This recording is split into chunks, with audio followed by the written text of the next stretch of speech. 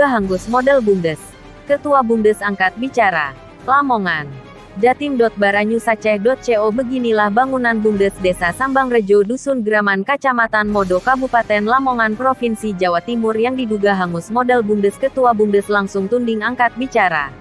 Tudingan raibnya modal badan usaha milik desa BUMDes Mulya Jaya Desa Sambangrejo, Kecamatan Modo, Kabupaten Lamongan Jatim, senilai 200 juta rupiah lebih. Tak urung membuat Sugani, selaku Ketua Direktur BUMDes akhirnya buka-bukaan alias blok hutang mengenai fakta yang sesungguhnya terjadi.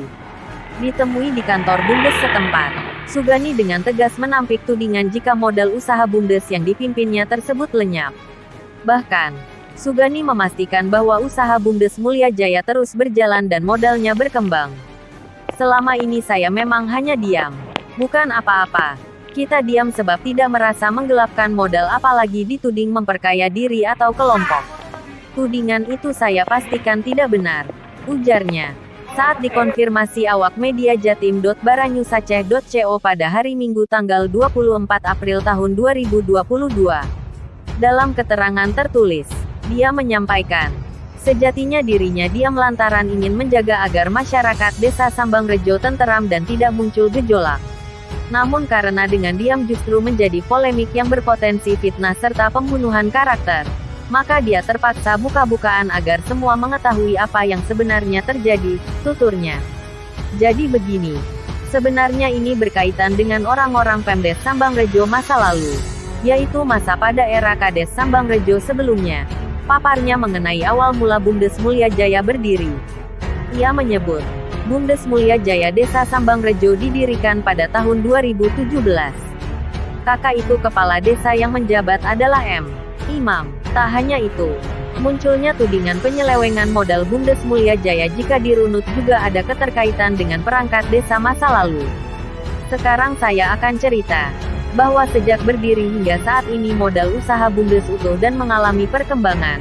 Kalau dihitung nilainya 231 juta rupiah lebih. Tetapi berupa barang yaitu depo air isi ulang, LPG dan aneka barang termasuk obat-obatan pertanian yang diputar untuk usaha. Terang dia, sembari menyatakan siap untuk diaudit oleh pihak yang kompeten.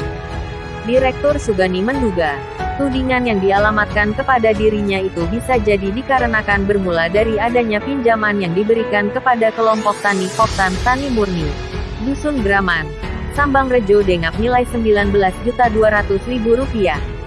Nah, pinjaman ke Poktan ini barangkali yang dibuat senjata untuk menuduh kami melakukan penyelewengan. Tapi, saya siap membuktikan bahwa pinjaman itu karena kondisi Poktan Tani Murni sangat kritis. Sama sekali tidak punya kas. Pinjaman Rp19.200.000 itu untuk pembelian pupuk petani ke kios pupuk, terangnya. Lebih jauh, Sugani menerangkan secara rinci ihwal penyebab hingga Poktan Tani Murni tidak memiliki uang kas sama sekali alias nihil. Usut punya usut. Ternyata Poktan yang sebenarnya sudah mempunyai uang kas melimpah tersebut ada pergantian kepengurusan pada tahun 2019 lalu. Maka itu sebenarnya saya enggan cerita. Tetapi demi kebaikan semua pihak, akhirnya saya terpaksa buka-bukaan saja.